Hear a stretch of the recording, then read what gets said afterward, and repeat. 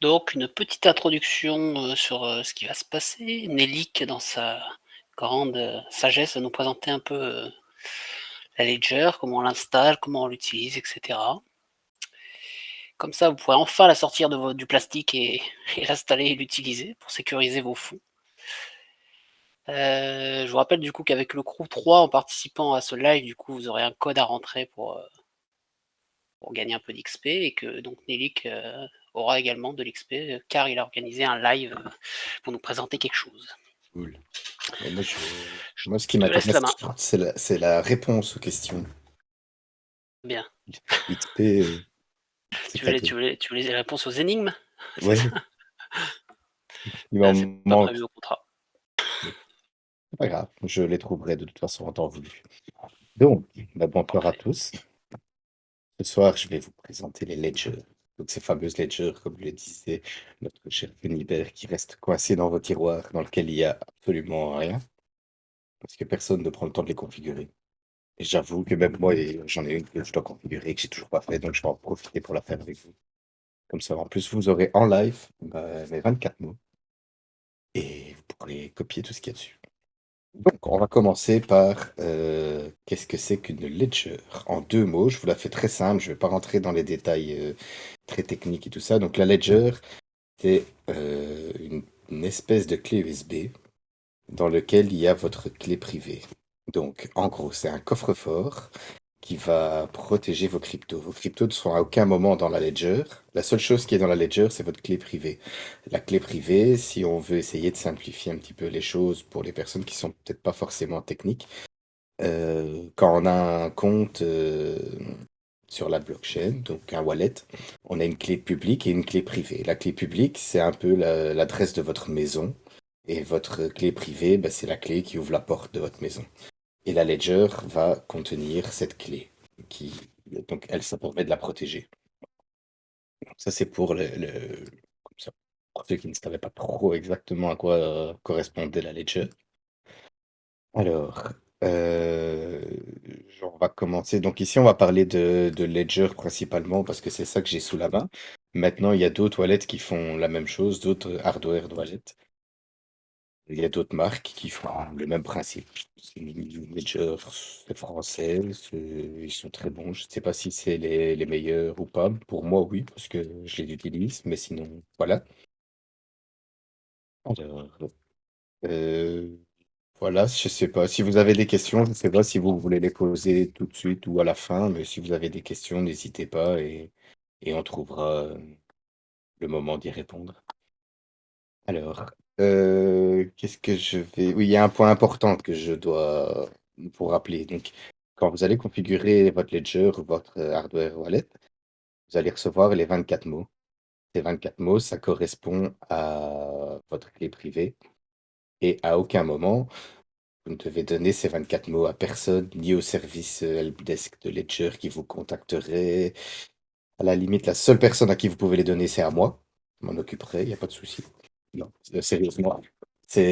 Avec ces 24 mots, on n'a pas besoin de votre mot de passe, on n'a besoin de rien, on a accès à votre wallet et c'est fini. Donc c'est comme si vous donniez la clé de votre maison à quelqu'un, il rentre comme il veut, quoi. Il n'y a pas de souci. Donc vraiment, il faut sauvegarder ces 24 mots. L'idéal, dans chaque boîte Ledger que vous recevez, il y a des petits papiers dessus. Boum. Donc normalement, j'en ai encore un ici vierge. Voilà. Donc, vous recevez une petite liste comme ça sur laquelle vous allez pouvoir écrire vos 24 mots. C'est important de ne pas sauvegarder ces 24 mots n'importe où, de ne pas laisser traîner ce papier, donc comme je vous l'ai dit, et de ne pas non plus l'enregistrer dans une note sur votre ordinateur parce que c'est vraiment un point faible. Votre ordinateur, il peut très bien être piraté, ça peut être trouvé facilement par quelqu'un qui aurait l'accès à votre ordinateur à un moment qui déciderait de vous voler tous vos sous. Donc vraiment, c'est vraiment important, on le répète jamais assez. Vous ne donnez jamais ces 24 mots et quoi qu'il arrive, vous les sauvegardez de manière très, très sécurisée, s'il vous plaît. Alors, Je rajouterai un petit truc sur les oui, 24 mots, donc effectivement, je je confirme tout ce que tu dis, les donner jamais à personne, sauf à Nelik. Et petite astuce, quand vous, du coup, vous devez noter vos 24 mots, Le premier truc que vous devriez faire après les avoir notés, c'est essayer de restaurer votre wallet pour être sûr que vous n'êtes pas gaufré. Alors souvent, il y a des modes qui permettent de vérifier que vous avez bien sauvegardé en remettant dans l'ordre ces mots, mais c'est quand même bien de s'assurer que vous avez arrivé à le restaurer quand même. Parce que si un jour vous faites voler et que vous vous apercevez que votre seed en fait elle est pas bonne, bon bah c'est perdu, hein. Donc vous avez Voilà, je accès, te laisse continuer. voilà. Donc vous avez accès à votre ledger, vous pourrez renvoyer même si vous avez passé 24 mots, mais si vous n'avez plus accès à la ledger, qu'elle est détruite ou perdue, ben à ce moment-là, si vous n'avez plus vos 24 mots non plus, vous êtes complètement foutu. Dommage. Alors, en deux mots, il y a différents modèles de ledger. Ici, moi, j'en ai deux. J'ai la ledger Nano S et la ledger Nano X. La Nano S n'est plus en vente. Maintenant, c'est la Nano S Plus, je pense. Elles sont similaires. Alors, les grosses différences entre la X et la S, on va considérer plutôt que c'est une S plus parce que comme vous n'aurez plus celle-là, voilà. Donc, les grosses différences entre la X et la S, c'est principalement le Bluetooth. Donc, avec la Nano X, vous avez la connexion Bluetooth, donc vous pouvez l'utiliser directement sur votre téléphone portable. Avec la Nano S Plus, il n'y a pas le Bluetooth. Et avec la Nano X, il y a une batterie intégrée aussi. Évidemment, comme il y a le Bluetooth et que vous ne la branchez pas à votre téléphone, c'est pratique qu'il y ait une batterie pour pouvoir l'utiliser. Tandis que dans la Nano S, là, il n'y en a pas du tout de batterie. Donc, dès que vous la débranchez, ça s'éteint. Avant, entre la Nano S et la Nano X, il y avait aussi une différence de stockage. Il y avait plus d'espace sur la Nano X qui permettait de configurer plus de wallets pour des cryptos différentes, tandis que sur la Nano S, on pouvait arriver à maximum 2, 3 ou 4, ça dépendait en fait des blockchains qu'on souhaitait configurer. Maintenant, avec la Nano S Plus, ils ont augmenté la mémoire, donc on a le même stockage pour la X ou pour la S Plus. Donc c'est principalement les OS Max, ça doit sûrement être ça. Et donc voilà les grosses différences entre ces deux modèles. Si vous allez sur le site, je vais vous partager l'écran ici. Là, voilà. Donc, si vous allez sur le site de Ledger, vous allez pouvoir trouver toutes les cryptos qui sont pris en charge par la Ledger nativement. Vous avez vraiment toute la liste. Vous pouvez vous amuser à les rechercher. Je ne sais pas si, par exemple, on fait un test avec le GLD. Voilà, on voit que le GLD, on peut en recevoir, on peut le stacker, ça c'est avec le Ledger Live. Et les wallets supportés, donc il y a le Ledger Live, c'est l'application de Ledger, et le Elrond Wallet, c'est un wallet natif à Elrond. Donc, ce qui vous permettra de vous loguer directement sur le Mayer Exchange, par exemple, ou à d'autres endroits. Euh, donc, avant de, avant d'acheter, c'est peut-être bien de vérifier si les cryptos que vous utilisez sont pris en charge par la Ledger. Il y en a beaucoup, ça augmente régulièrement, donc allez-y régulièrement faire un petit tour.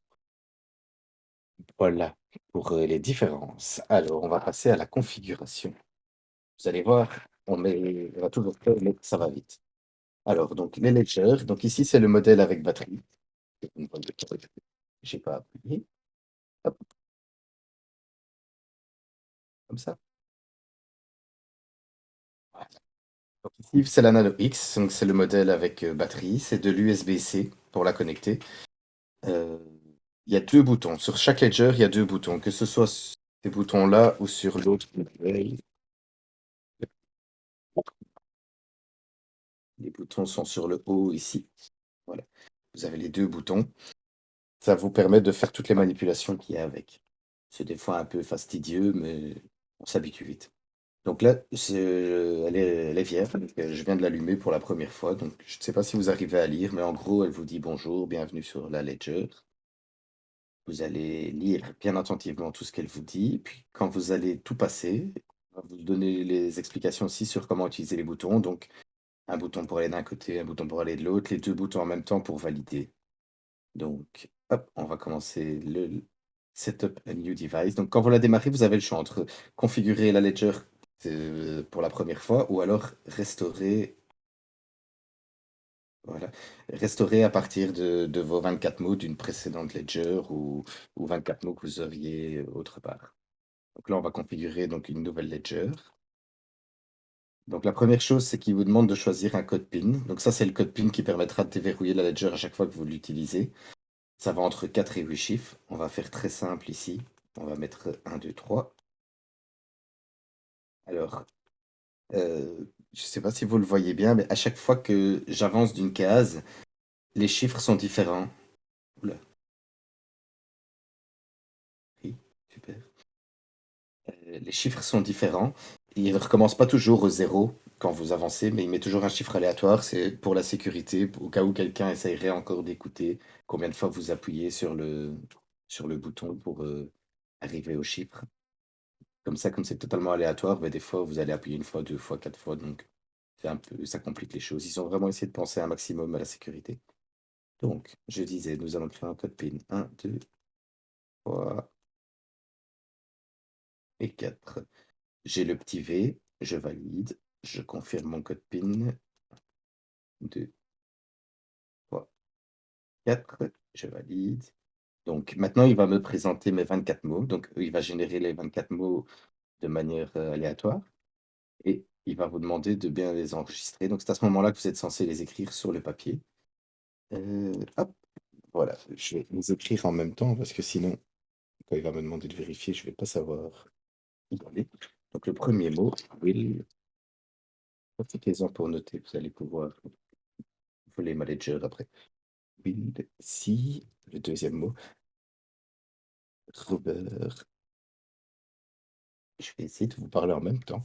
Les 24 mots, c'est tiré d'une liste de mots prédéfinis, de je ne sais plus combien de mots exactement, mais il y en a énormément. Et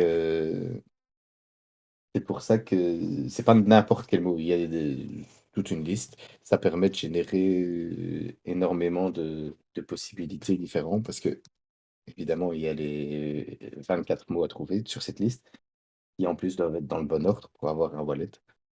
Donc les chances de tomber sur un wallet qui existe déjà sont très très faibles, voire même Bah, totalement d'ailleurs, si impossibles. si vous perdez un mot, je crois que c'est encore, assez facilement possible, si vous connaissez l'ordre du mot. 2, ça commence à être très, très compliqué. 3, là, bon, il faudra encore un très, très bon moment et après, bon, vous abandonnez toute idée de retrouver votre seed. Voilà, très bien. Comme ça, j'ai le temps d'écrire mes mots quand tu parles. Hop, cactus.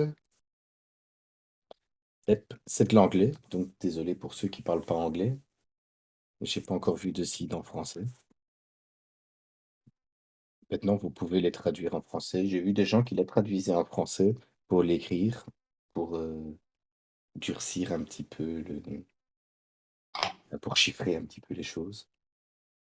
Bon, c'est mou, mais Vous m'entendez? oui, Tout à fait. En fait, c'est un dictionnaire de 2048 mots, je crois. voilà. Et tous ces mots n'ont pas plus de 3 lettres en commun. C'est-à-dire que si tu notes que les 4 premières lettres de chaque mot, ça suffira pour retrouver ta clé. Ouais. C'était juste une info. Bah, c'est très bien. Ça me laisse le temps d'écrire. Je savais pas ça, cette dernière info, mais j'avais aussi, ce nombre en tête, par contre. Ouais. Voilà. Donc, j'ai écrit mes 24 mots. Je les affiche. Donc, une fois que vous avez fait vos 24 mots sur la ledger, l'étape d'après, il va vous demander de les vérifier. Donc, j'appuie sur mes deux boutons pour valider. Maintenant, il va me demander de vérifier ma ledger. Donc, comme l'expliquait tout à l'heure,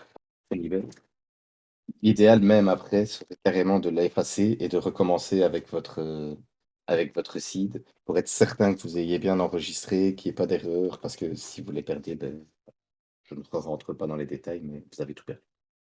Donc, là, il va me proposer à chaque fois 4 ou 5 mots et je vais choisir et dans le bon ordre. Donc, mon premier mot, c'était will, puis c'était see, puis c'était rubber, puis fly, fence, setup, mail, maximum, org, non,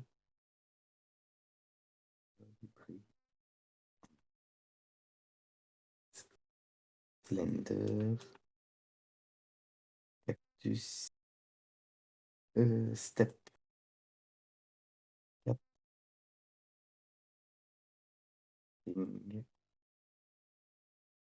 Citizen, ticket, panda. Hmm, on arrive à la fin. Légal. Si je ne me suis pas trompé, normalement, ma ledger est configurée.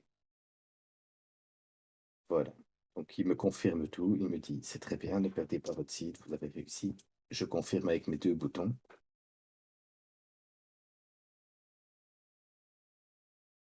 Voilà.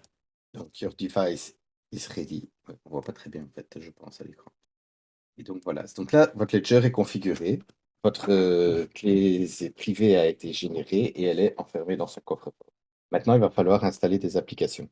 Donc, les applications sur la Ledger, c'est des applications qui vont vous permettre d'utiliser différentes blockchains. Si vous voulez stocker du Bitcoin sur votre Ledger, il faut installer l'application Bitcoin. Si vous voulez stocker le GLD, il faut installer l'application GLD et ainsi de suite. Voyez comment ça marche. Alors, je vais hop, passer à l'écran. Je vais vous montrer donc le Ledger Live. Donc ça, c'est l'application qui est fournie par Ledger pour pouvoir gérer sa Ledger. Voilà. Alors, normalement, j'ai fait un reset tout à l'heure. Voilà. Donc, Ledger détecte ma clé. Il va me demander d'approuver la connexion entre les deux. Donc, Hello, j'appuie sur les 2 boutons en même temps de nouveau. La connexion entre les deux se fait. Et c'est là qu'on retrouve voilà, le catalogue d'applications, toutes les applications qu'on peut installer sur la Ledger. Il y a toutes les applications de blockchain et alors il y a aussi d'autres applications qui ne sont pas forcément des applications de blockchain, mais qui permettent par exemple de faire de la double authentification ou des choses comme ça. Vous les retrouvez. Je ne les connais pas par cœur, mais il y en a. On tombe souvent dessus. Donc elle vous permet aussi de protéger vos comptes. Par exemple, sur Binance, je pense on peut utiliser le FIDO pour générer des codes. Et ça vous permet alors encore une authentification en plus pour vous loguer sur Binance, mais c'est une application à installer. Donc on va faire simple, je vais installer l'application Ether. Donc je clique sur installer et on va installer GLD, j'aime vraiment bien. En même temps, hop. Voilà, donc on voit la place ici au-dessus qui est utilisée. Donc voilà, j'ai 1,6 mégas de disponible encore avec les 2 applications. Donc on peut en installer plusieurs. On ne peut pas toutes les installer en même temps. Maintenant, ce qu'il faut savoir aussi, c'est que même si vous avez une S et qu'il n'y a pas beaucoup de place, vous pouvez installer une application, récupérer l'adresse, envoyer des cryptos, désinstaller l'application, vous ne perdrez pas votre crypto. En fait, l'application vous permet juste de lire ce qui est, enfin, de communiquer avec la blockchain et de voir votre compte derrière. Mais à aucun moment, si vous désinstallez une application, vous ne perdrez pas vos bitcoins, vous ne perdrez pas vos Ethers, il ne faut pas s'inquiéter avec ça. Il n'y a vraiment aucun souci. Donc là, vous pouvez le voir maintenant sur la Ledger. C'est un peu flou, mais il y a des applications en plus. Donc il y a l'application Elrond, l'application Ethereum. Euh, Donc là, on a installé l'application qui permet donc de contacter la blockchain. Maintenant, on va créer un compte. Il vous faut une adresse. Donc, on va ajouter un compte. Je vais de nouveau aller sur ma Ledger. Sur la Ledger, donc là, il me demande, comme je veux ajouter un compte Ether, il me demande d'aller sur. Pardon. Il me demande d'aller donc sur l'application Ether. J'ouvre l'application Ether.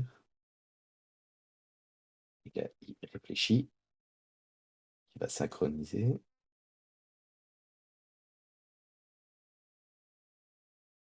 Patiente. On va l'appeler Live. Pire. Ça, on sait c'est lequel. J'ajoute le compte. Et voilà. Donc là, j'ai un compte Ether. Donc j'ai une adresse Ether qu'on va pouvoir aller récupérer. Donc quand je vais ici donc dans mes comptes, je vois le compte Livebeer. Quand je clique dessus, je vais cliquer par exemple recevoir. Et hop. Donc là, il va me demander de valider sur la Ledger. Donc sur la Ledger, j'ai un message qui me dit Verify adresse et il me montre l'adresse, c'est écrit en petit. Donc il me montre l'adresse et il me demande de confirmer que l'adresse que je vois à l'écran est bien la même que celle qui est sur le Ledger. C'est pour être sûr que On n'est pas sur une application Ledger Live pirate qui voudrait me donner une fausse adresse pour envoyer ça n'importe où. Donc, et une fois que je valide, ben, c'est bon, ça disparaît. Donc là, vous avez votre adresse Ledger non, pardon, votre adresse Ether qui est sur la Ledger. Donc, vous pouvez envoyer de la crypto Ether, vous pouvez envoyer des NFT sur le réseau Ether à cette adresse-là. Ça arrivera directement, en gros, sur votre Ledger, même si, vous l'avez compris, c'est pas vraiment la Ledger qui détient ça.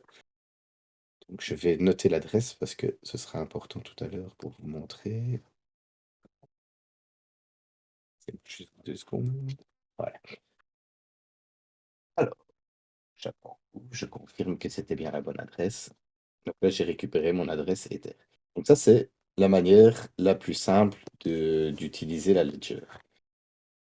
C'est la plus fastidieuse aussi. Quand vous devez stocker beaucoup de crypto, il faut à chaque fois changer d'application. Ça peut être un peu plus fastidieux. Il existe une possibilité aussi, c'est de lier la Ledger à votre MetaMask. Je vais vous expliquer ça tout de suite.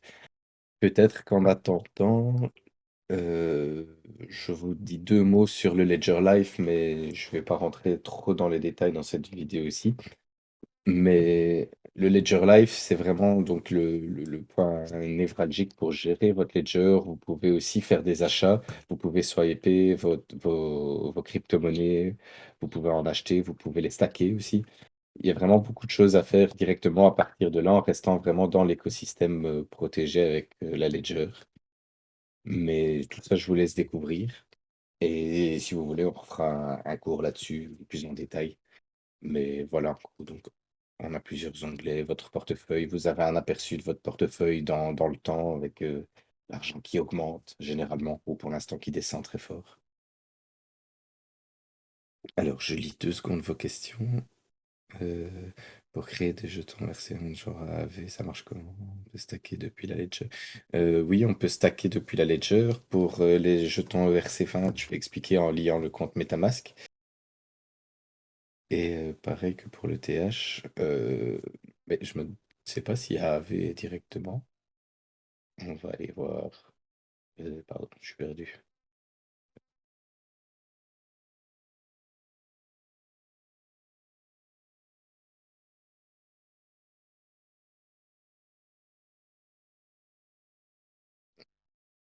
Ils n'ont pas d'application, mais vous pouvez, si c'est des jetons ERC20, on peut les envoyer directement sur votre adresse ETH, puisque c'est une adresse ERC20. Un petit détail, tout ce que vous envoyez sur l'adresse Ether, mais qui n'est pas de l'Ether, vous ne le verrez pas directement dans la Ledger quand vous allez dessus. Mais ça, je vais vous montrer tout de suite maintenant avec le compte MetaMask. Donc, la deuxième possibilité aussi, donc, c'est de lier votre Ledger à votre MetaMask. Donc, j'ai normalement un MetaMask ici qui ne se lance pas. Voilà, il se lance.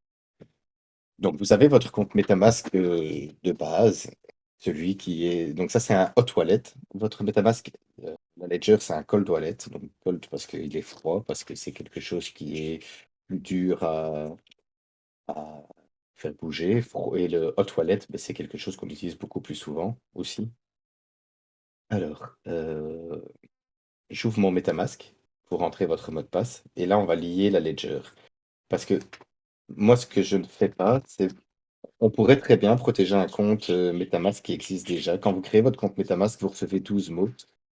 Vous pouvez à un moment les re-rentrer dans la Ledger et protéger votre compte comme ça. Mais ce qui est assez embêtant, c'est que ces 12 mots ont déjà été en contact avec Internet, enfin, déjà été en contact avec l'application Ledger, avec l'application MetaMask sur votre browser et tout ça. Donc, c'est pas très sécurisé. L'idéal est, quand vous créez votre seed avec la Ledger, c'est vraiment de ne la mettre nulle part d'autre. Donc là, ce que je vais faire, c'est que je vais lier ma Ledger au wallet MetaMask. Donc on clique sur connecter à un portefeuille matériel. Là, vous avez L'idéal serait en fait plutôt d'avoir 2 ledgers, je pense, en fait. ça vient après ça. Ouais, d'accord, ça marche. Après, je fais une petite explication de la config idéale. Euh, donc, lier la Ledger au MetaMask, ça va vous permettre de l'utiliser plus facilement sur différents sites pour pouvoir minter ou pour signer des transactions plus facilement. Donc là, je choisis Ledger, elle est connectée, donc il la détecte automatiquement, c'est très bien. Il la détecte pas, c'est moins bien. On va rafraîchir une fois la page. Ledger, continue. Tiens, c'est bien, j'ai un petit problème en live, c'est chouette.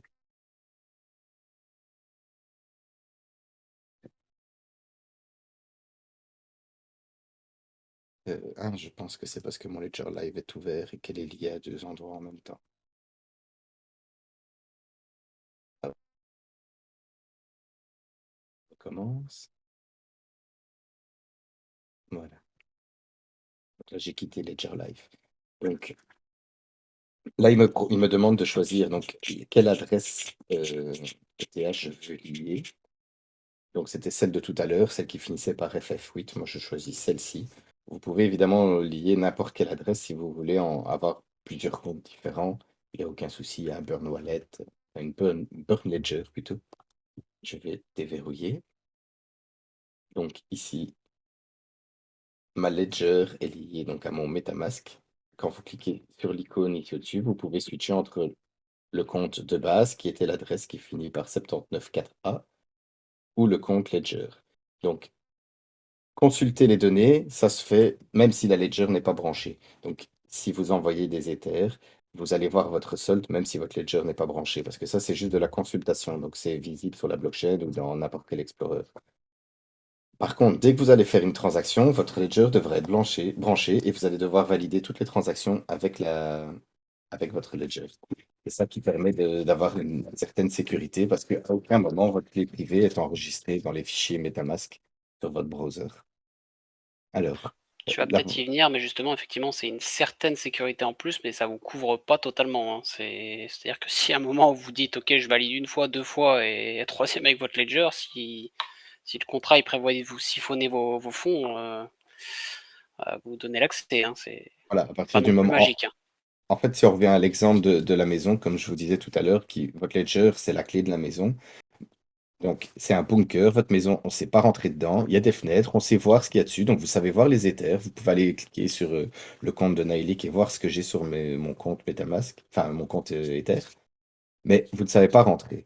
À partir du moment où je valide une transaction un peu foireuse, où je donne les droits sans m'en rendre compte en signant une transaction, c'est comme si je vous donnais la clé de ma maison, donc, ou de mon coffre-fort. Et là, tout de suite, ben, si vous avez la clé, vous pouvez rentrer quand vous voulez, vous pouvez vider tout ce qui est dans ma maison. Donc, j'ai peux avoir une ledger, je peux avoir une ledger que je n'ai jamais connectée, tout ce qu'on veut. À partir du moment où vous donnez la clé à quelqu'un, donc si vous signez quelque chose de malhonnête, ben, c'est foutu. Comme si quelqu'un toque à votre porte et vous dit: «Ah, je suis le facteur, donne-moi ta clé», bah, c'est foutu. Donc c'est très important, il ne faut pas se sentir super protégé parce qu'on a une ledger. Il faut quand même faire très attention à tout ce que vous signez, c'est vrai que ça, c'est un bon rappel. Alors, un des avantages de lier la ledger à votre MetaMask, c'est que vous allez pouvoir envoyer dessus plein de jetons différents. Donc toutes les jetons ERC20 que vous avez dans votre MetaMask, que vous rajoutez ici en faisant importer des jetons, donc que ce soit de l'USDC, de l'USDT, enfin n'importe quoi. Tout à l'heure, c'était le AAV, euh, enfin le Poken, même si vous voulez aussi. Tout ce que vous pouvez voir dans votre MetaMask normal, vous pouvez les ajouter sans souci sur cette adresse-là, et ils sont protégés par votre Ledger, parce que c'est une adresse ERC20 tout à fait normale. L'avantage aussi en faisant ça, c'est que vous pouvez utiliser votre Ledger sur les différents réseaux que vous ajoutez ici quand vous utilisez votre MetaMask, que ce soit la Binance Smart Chain ou Avalanche ou Polygon. Donc, sans devoir installer toutes les applications sur la Ledger. Si vous voulez par exemple utiliser la Binance Smart Chain, mais que vous ne passez pas par MetaMask, vous allez devoir mettre l'application Binance, enfin BSC et toutes les autres applications. L'avantage donc de lier au MetaMask, c'est de gagner en rapidité et d'avoir quand même une certaine sécurité en plus que le MetaMask tout simple. Alors, je vais vous montrer d'ailleurs tout simplement si je vais sur OpenSea. Donc, je mets mon MetaMask sur mon compte normal, donc qui n'est pas protégé par la Ledger. Hop, je fais me connecter, donc comme vous le faites sur différents sites. Il me demande quel compte je veux connecter. Moi, j'ai choisi le premier. Je mets suivant, donc je lis bien le message. Il me demande les infos, et là, il va me demander un message à signer ou pas, parce que je l'ai déjà signé tout à l'heure. Donc, c'est à ce moment-là qu'il vous demande de signer le message. Là, comme je suis sur le compte MetaMask, quand c'est comme ça, vous cliquez sur Sign, ça signe tout seul et c'est fait. Quand vous êtes sur le compte Ledger, donc je vais connecter ma Ledger. Voilà. Donc j'ai de nouveau le même message que j'avais eu la première fois. Donc j'accepte et je signe. Et ici, donc, il va me montrer. Donc, sur la Ledger, je vais devoir, évidemment, elle s'est verrouillée. Rentrer mon super mot de passe 1, 2, 3, 4. 4, valider. Je vais devoir me mettre dans l'application Ether parce que, évidemment, quand on est lié au MetaMask, tout passe par la blockchain RC20.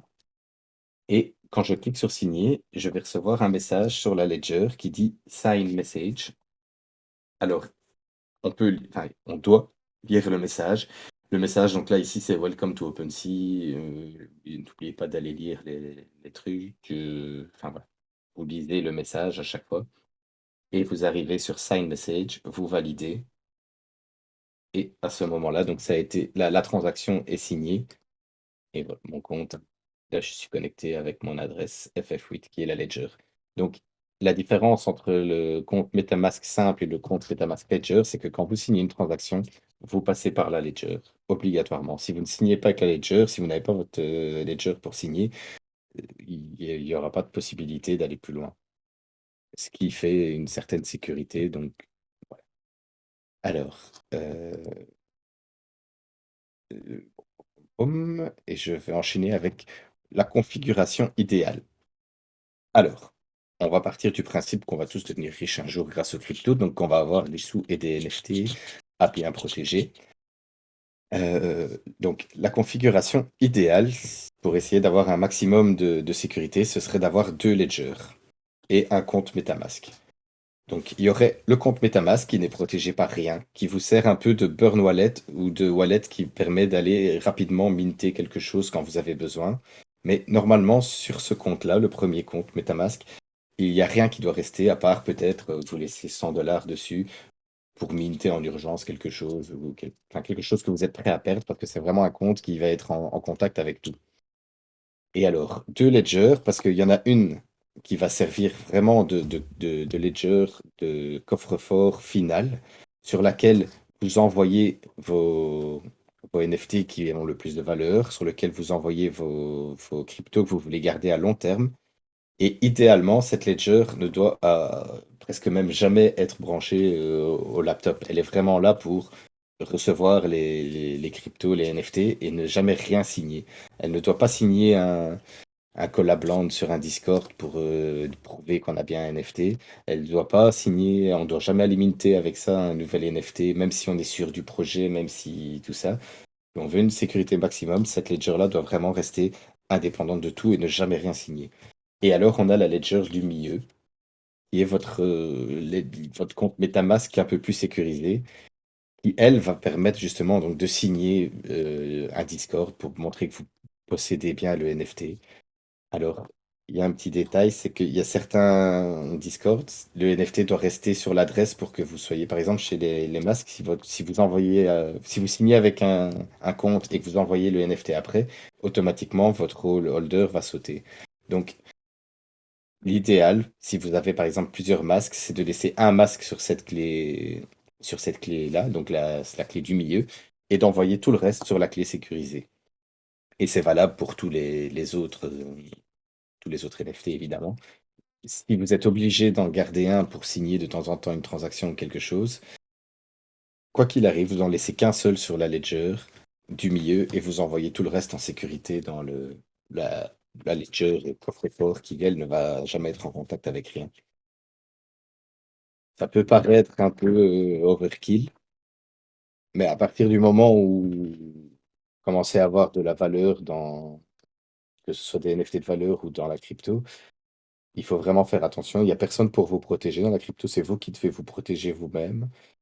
C'était pas facile, c'est assez compliqué, même pour, enfin, moi, ça reste quand même un peu mon boulot, l'informatique, tout ça, donc je suis un peu averti, mais il m'arrive aussi de faire des erreurs et des fois de pas me rendre compte de tout ce qui peut arriver. Donc vraiment, faites vraiment attention. Si vous avez des hésitations, n'hésitez pas à demander aux gens sur le Discord, à n'importe qui, d'interpeller.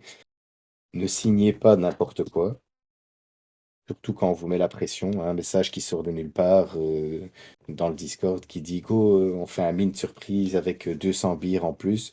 Allez go, posez-vous la question avant. Si on vous met la pression, c'est que il faut y aller sans réfléchir. Donc vérifiez les transactions qui passent avant si vous le savez sur la blockchain. Demandez confirmation sur une autre source. Donc si c'est la news est parue sur le Discord, ben, allez demander sur le Twitter si c'est OK ou à d'autres endroits pour être certain. Donc voilà, ça fait un peu le papa qui va répéter plein de fois la même chose, mais vraiment, si vous vous faites hacker votre compte, vous perdez tout. Donc c'est pas chouette. Donc voilà, j'espère que j'ai pas été trop vite et que c'était assez clair. Je sais pas si vous avez déjà des questions. Non, c'était très clair et très instructif. Tu fais bien de le rappeler, je pense qu'on le rappelle jamais assez. Il faudrait limite rappeler tous les mois aux gens de pas cliquer sur n'importe quoi avec surtout le FOMO, hein. Cette peur de louper le train et de se dire ah je vais louper le NFT qui va devenir le blue chip et je vais louper 1 million. Vous avez 90% de chances de surtout vous faire scam plutôt que louper le blue chip, hein, donc allez-y mollo. De toute façon des opportunités, il y en a 200 par mois, enfin donc vraiment il faut faire attention. Du coup on répète bien, hein, Ledger vous permettra d'ajouter une couche de sécurité en plus. Si vous en servez pour faire des transactions, si ça vous empêche pas de lire ce que vous signez, hein, ça vous protégera pas, hein. Et pas Ledger, il va pas vous dire oula, cette transaction que tu es en train de signer, elle pue, hein. C'est donc toujours ne pas se sentir safe avec ça en tout cas, mais par contre c'est effectivement une très très bonne sécurité, surtout pour le gros de votre PF quoi. Et même si là vous vous dites ok pour l'instant j'ai 100 $ dessus et que vous dites bon, c'est peut-être pas la peine d'investir, ces 100 $ on ne sait pas combien ils vaudront dans 1 an, hein. Il suffit que la crypto explose ou je sais pas et peut-être que vous allez perdre 10 000 ou je sais pas combien. Donc partez tout de suite sur la bonne base en vous prenant une ledger, au moins la ledger pour protéger le gros de votre PF. Je pense que c'est la plus importante. Après, si vous avez un peu plus de moyens et l'envie, c'est la deuxième, effectivement, est une très bonne idée, je pense. C'est le top. Il y a des packs sur Ledger, il y a des packs directement avec deux Ledger. Souvent, c'est la X et puis la S plus, enfin l'autre. Et alors, je vois des questions ici. Donc, la première, c'est est-ce qu'on peut voir les NFT? Attendez que je retrouve. Voilà. Est-ce que les NFT que nous transférons dans la Ledger pourront s'afficher sur OpenSea lorsque elle sera en connexion? Oui, parce que justement, comme je le disais au début, il n'y a rien qui est stocké sur ta Ledger. Tes cryptos et tes NFT restent à tout moment sur la blockchain. La Ledger permet juste de d'ouvrir le coffre qui détient tes NFT ou tes cryptos. Donc, si on reprend de nouveau l'exemple de la maison, parce que c'est vraiment ça, tes NFT, ben, ils sont dans ta maison, c'est ton salon, c'est tout ce que tu veux. Tout le monde peut venir voir à ta fenêtre et voir ton salon, voir tes œuvres d'art à travers ta fenêtre, il n'y a aucun souci. Mais personne ne sait rentrer. Donc, si tu fais des recherches sur OpenSea, je vais pas aller passer à mon compte à moi. Si je fais Nailic, donc ça c'est ma ledger à moi. Mais voilà, il y a accès à tous mes NFT, tout est là, et c'est l'adresse de ma ledger. Donc ma ledger n'est pas branchée puisqu'elle n'est pas là. Mais donc à tout moment, tu auras accès à ça. Alors j'ai vu aussi Nabir qui parlait de si Ledger Live se fait hack. Mais là, de nouveau, la même chose. Si Ledger Live se fait hack, c'est pas très grave en soi, puisque c'est toi qui attaques les privés. Quand je dis que c'est pas très grave, c'est à nuancer parce que il faut pas que toi tu utilises l'application hackée, évidemment. Donc, il faut toujours être sûr d'avoir les bonnes applications, d'aller sur les sites officiels, de ne pas cliquer sur Google sur les liens de annonces qu'on voit au-dessus, les premiers liens, parce que ça, c'est des pubs. Toujours bien vérifier les adresses, toujours être sûr de ce qu'on fait. Et ben, si on parle de Ledger aussi, qui s'est fait hack, Ledger s'est fait hack il y a je crois que c'était il y a 1 an maintenant. En gros, ils se sont fait hack leur base de données clients. Donc les numéros, les adresses, les noms des clients ont été rendus publics. De nouveau, rien avec les ledgers, enfin, pas votre coffre-fort parce que votre clé est vraiment générée sur la ledger, donc à aucun moment ledger n'a l'info. Et donc le hack a juste permis aux hackers d'avoir plus d'infos sur les gens qui avaient acheté des ledgers et donc de pouvoir leur envoyer un mail directement en leur disant voilà un problème avec votre ledger, il faut se connecter là pour la mettre à jour. Ou alors il y a même eu des ledgers trafiqués qui ont été envoyés par la poste à des gens. Donc c'est des ledgers que les hackers avaient complètement changé le firmware et tout ce qu'il y avait à l'intérieur. Et quand vous la connectiez et que vous restiez vos 24 mots dessus, ben, ça envoyait ça directement aux hackers. Il y a des gens qui se sont fait Ouais, avoir. d'ailleurs, je rebondis là-dessus. Effectivement, quand il y a des giveaways où vous gagnez des ledgers, vigilance quand même, hein. Faites gaffe, hein, parce que s'il a été trafiqué ou quoi, c'est à cheval de Troie le truc, hein. Voilà. Donc, Donc, bien attention. La première chose à faire, c'est de vérifier évidemment que le blister est toujours bien fermé. Maintenant, remettre un blister, n'importe qui peut le faire facilement. Des petites machines à 10 euros qui permettent de mettre sous blister. Donc, techniquement, c'est pas non plus un gage de sécurité. Mais si déjà le blister, si vous la commandez sur Amazon et que votre blister est ouvert, ben, c'est pas renvoyez-la directement, n'essayez même pas. On ne sait jamais. Donc, de nouveau, des fois, c'est peut-être mieux de payer 5 euros plus cher et de pas profiter d'une promo qu'on pourrait avoir sur n'importe quel site ou pour l'acheter de seconde main, mais plutôt aller la chercher sur le site Ledger officiel. Et voilà, toujours faire bien attention de bien vérifier ses sources. Et si on a des doutes, on demande. Et voilà, souvent, on peut tomber dans le panneau une ou deux personnes, mais quand on demande à 4 5 personnes, il y en a toujours bien un qui va voir, qui va trouver un truc louche et là, on peut se poser des questions.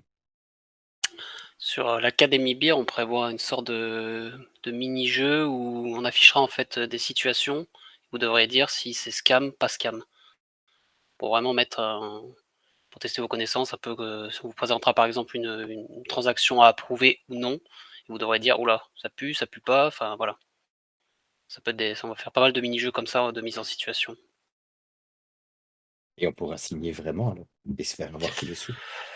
Oh, Ils ça, pourquoi partiront dans un pot pas, commun qu'on si on peut arrive à partager. non, mais si on arrive à le faire peut-être avec le testnet, peut-être qu'il y a moyen de faire quelque chose, mais puis sinon ça pourra peut-être juste, être, de l'image, mais à voir. Il y a des trucs sympas à faire, je pense. Ou un point and click, on verra. Donc, est-ce que quelqu'un d'autre a des questions ou est-ce que j'en ai loupé dans le chat? Moi, j'en ai une. Je vais te la dire à l'oral, ça sera plus simple. Vas-y. Alors, moi, j'ai pour l'instant qu'une LED et j'ai justement pris la deuxième pour faire le coffre-fort qui ne sera connecté à rien. Sauf qu'il y a un souci. Quand on envoie un NFT sur une Ledge, il se met directement dans le truc hidden. Quand tu vas sur OpenSea pour voir tes NFT, ils sont sur hidden. Tant que tu connectes pas ta Ledge pour les passer par OpenSea, enfin, si tu veux les remettre hors hidden, tu es obligé de connecter ta Ledge sur ton MetaMask de façon à pouvoir connecter ton OpenSea sur ton MetaMask pour pouvoir faire la manip, parce que ça te demande de signer pour repasser un NFT sur le truc qui est vu de tous. Comment on fait avec la clé coffre-fort? Parce que moi, je ne veux pas la connecter. Je n'arrive Ah, pas par le live, là, par l'application Ledger. j'ai pas vraiment de solution. C'est le fonctionnement d'OpenSea qui met Pourquoi tout ce ça qu'il faut que ce soit. serait pourquoi ça serait grave, en fait, que ça reste en hidden? Parce que techniquement, c'est des Voilà. NFT que tu veux vraiment conserver, que tu veux pas vendre ou Ben, ouais, je veux pas les vendre, c'est sûr, mais après, alors moi, j'ai un petit rituel du matin. Après m'être levée, faire pipi, me peser, je vais voir mes NFT. C'est un rituel très fort sympathique. Donc, je regarde tous mes NFT, donc j'ai maintenant 3 wallets actuellement, et qui sont préenregistrés sur mon ordinateur, et je clique sur Lilou, Loulou, etc. Et je regarde si j'ai bien 27 NFT sur un, 7 sur l'autre, etc. Et quand ils sont dans Hidden, je les vois pas. Donc ça me permet, parce que souvent le matin, je suis un peu pressée, j'ai pas trop le temps, je fais 2-3 bricoles en même temps que je me prépare. J'ai pas trop le temps de vérifier si je me suis fait hacker dans la nuit ou pas, c'est con, hein, mais c'est ça. Et j'ai pas envie de me reconnecter à chaque fois sur la Ledge pour pouvoir voir si les NFT sont toujours dessus. Là, l'avantage par OpenSea, c'est que tu peux les voir. Mais s'ils sont dans Hidden, tu les vois plus. moi, c'est plus de la psychologie. En mode, je pense qu'il faut aussi que tout le monde dans les cryptos essaye de se détendre sur le fait de. Vous n'allez pas vous faire hack dans la nuit, a priori, surtout sur une ledger qui a jamais été connectée. Enfin, tu sais qu'ils sont safe et il faut vraiment vous mettre ça dans la tête. Enfin, Ouais, je viens de me faire piquer un petit chat il n'y a pas longtemps, et pourtant je fais ouais, attention, hein. C'est pas comme quoi. oui, mais je pense vraiment. Enfin, j'avais fait un thread sur ça il y a pas longtemps. C'est que il faut pas non plus vous laisser bouffer par le stress en mode je vais me faire scam, machin, tout le temps. Ça va vraiment vous pourrir la vie, hein. C'est comme les gens qui sont tout le temps sur le marché en mode oh, j'ai perdu 80%, je suis pas bien. Limite, je vais mettre fin à mes jours. Enfin, si vous en êtes là, faut vraiment Non, c'est pas relativiser, hein, ça, c'est mais je suis un peu toquée comme fille, tu vois. T'as bien compris mon petit rituel du matin. Il y a quelques ouais, tocs je vois, qui sont mais installés dans ma vie. oui, mais Donc on peut pas. En fait, en Ouais, soi, on peut pas. c'est pas sur OpenSea, c'est ça. Parce que si tu viens sur enfin sur Etherscan et que tu vas sur ton adresse, tu verras tous tes NFT. Tu vois le token ID, tu vois quel projet, tu peux cliquer sur View NFT et les voir quand ça fonctionne. Donc, voir, oui, parce que de nouveau, ça reste sur la blockchain, donc c'est public. C'est juste OpenSea qui fait un système de sécurité, mais OpenSea n'agit pas sur ton NFT. OpenSea, sur son site, donc sur sa manière de te montrer tes NFT, les cache, parce qu'il voit que ça a été envoyé par une autre adresse et qu'il préfère jouer la sécurité. Mais il n'a pas mis un flag sur ton NFT même. C'est juste dans sa base de données à lui qu'il a fait ça. Donc toi, tu peux les voir sur Etherscan, parce que là, c'est à la racine directement. Maintenant, je ne sais plus comment ça s'appelle, mais il y a des sites qui existent pour voir aussi tes NFT. On en avait parlé, je crois que Ah c'était oui, Nash les euh, masques qui avait partagé un truc ouais, comme ça. Et là, tu peux même les c'est voir crypto, aussi. mais honnêtement, je suis pas arrivée à l'installer. ouais, C'est parce tout que en sur anglais Solana, et je sais j'arrivais qu'il y pas à a l'installer. sur Solana, il y a NFT Eyes. Tu peux voir tous les NFT d'une adresse, mais il doit y avoir un outil aussi sur Ether un peu plus, Voilà. plus Il y facile a à des utiliser outils qu'Etherscan, qui, mais voilà, plus user-friendly. là, Après, user-friendly, c'est ça que je cherchais. je me demande si tu vas sur Rarible, il les cache aussi. Moi, je vais presque jamais sur celui-là. Je peux faire le test en live. Hop, on va prendre mon adresse.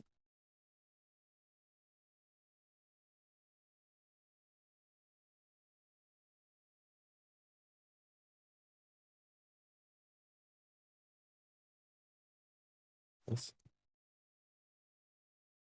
User.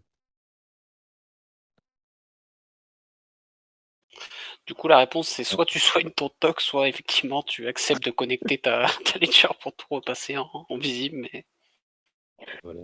Donc, je sens que je vais être obligée de soigner mon TOC. Oui, vous utilisez autre chose, parce qu'ici, je pense pas que le MetaBot, là, il est visible. Là. Donc, par exemple, sur OpenSea, mon MetaBot n'est pas visible, mais sur Rarible, il est là. Il est même sur Polygon. Même pas. Donc, à mon avis, ils ne doivent pas être cachés ici. Non, voilà, tu vois. Mes NFT cachés ici sont visibles. Donc, tu as juste à changer de plateforme en attendant qu'on retrouve le. Ouais, tu vois, j'ai plein de pubs, hein. Tu vas pouvoir voir tous tes visios de manière facile. on a une question de Beerlump. Si tu as un compte compromis sur ta ledger, est-ce que tous les comptes le sont? Si tu as un compte. Excellente question. J'aurais J'ai tendance à envie de dire dire que non. non, Voilà. sauf s'il a ta seed. Dans ce cas, s'il a ta seed, c'est Voilà, s'il est tacite, c'est Malvar. Là, tu peux faire ce que tu veux. Tout est c'est du all compromis. inclusif. Que ce soit Ether, Bitcoin, tout ce que tu veux. Maintenant, s'il y a juste un compte, de nouveau, ça dépend voilà, combien tu as d'argent dessus. Si tu as 10 euros, bah, tu stockes sur un autre compte et tu te dis, bon, c'est pas très grave. Si tu as plus d'argent et des NFT qui valent de la valeur, bah, on l'a configuré ensemble tout à l'heure, la Ledger, ça a pris 10 minutes à tout casser. Tu peux très facilement reconfigurer, tout envoyer enfin, déconfigurer ta ledger, reconfigurer avec une nouvelle seed et tout transférer sur cette adresse-là pour être certain de n'avoir plus aucune trace. Parce qu'on peut retirer les approbations, on peut retirer tout, mais voilà, 10 minutes dans une vie, si tu as beaucoup de choses à protéger, ça vaut la peine. de les prendre. Voilà.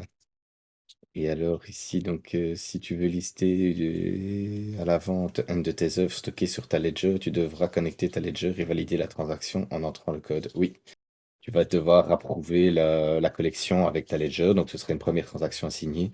Et puis tu vas devoir envoyer le NFT, c'est une deuxième transaction. Il y a deux messages à signer quand on met en vente pour la première fois. Mais là, quoi qu'il arrive, s'ils sont sur ta ledger, tu dois l'approuver avec ta ledger. Maintenant, si tu veux vendre un NFT qui est sur ta ledger coffre-fort, celle qu'on connecte nulle part, c'est de nouveau une étape en plus, un peu plus embêtante, mais c'est pour jouer la sécurité à fond. Mais ton NFT, tu l'envoies de ta ledger coffre-fort à ta ledger qui est connectée à ton MetaMask, par exemple, et tu mets en vente à partir de là. Comme ça, de nouveau, l'autre, elle reste en dehors de tout. Tu payes des frais. Pour l'instant, les frais sont pas chers. Quand il y a des frais de 80 euros, je peux comprendre que ça peut être embêtant.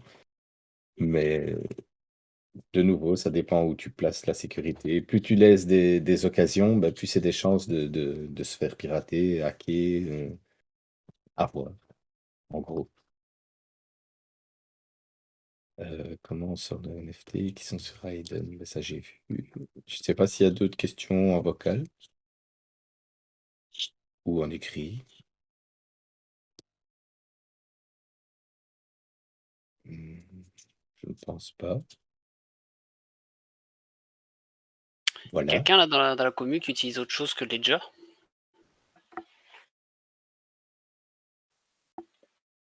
Alors, moi, non. Ouais, je pense que c'est Mais je pense que 90%, ça doit être du Ledger. À mon avis. oui. Je Vous sais parlez que souvent de Wallet, c'est quoi? de Je crois Cold que c'est Wallet, pour... c'est ça? Ouais, ou que je sais pas, ouais. Souvent, vous avez un autre terme. Alors, il y a des cold wallets et les hot wallets. Et ça, Alors, c'est quoi, du coup? euh, alors, un cold wallet, c'est quelque chose comme ta ledger. C'est quelque chose qui est, c'est dur à expliquer, c'est hors ligne, en gros.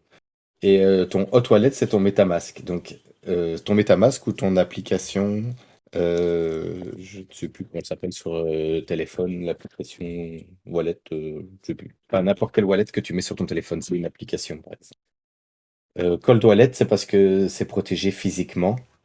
Hot wallet, c'est parce que c'est protégé logiciellement, en gros. Donc, MetaMask, c'est Old Wallet. Et C'est Ledger, c'est c'est hot Cold. wallet, ouais, et Ledger, c'est cold. Cold, c'est Ok. froid, donc pense à un glacier, c'est quelque chose qui est enfoui dans la glace, donc qui est dur d'accès. Et hot wallet, c'est quelque chose qui est là au chaud sur la table, que tu pourrais prendre quand il faut plus facilement. Si tu veux un petit moyen. Tropical Beer nous dit, donc le cold wallet, c'est le wallet déconnecté du net, et le hot wallet, c'est le wallet connecté en permanence au net. Ok.